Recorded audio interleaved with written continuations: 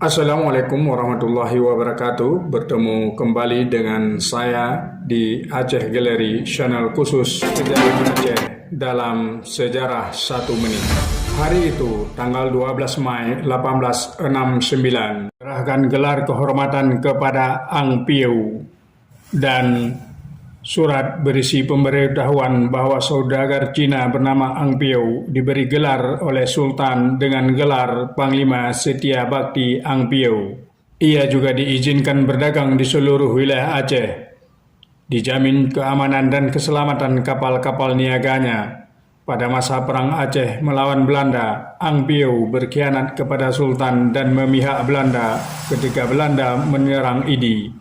Si Cina ini tidak lagi menjadi setia bakti raja dan dia mendapat gelar kehormatan juga dari Belanda sebagai kolonel Cina atas dedikasinya kepada musuh Sultan.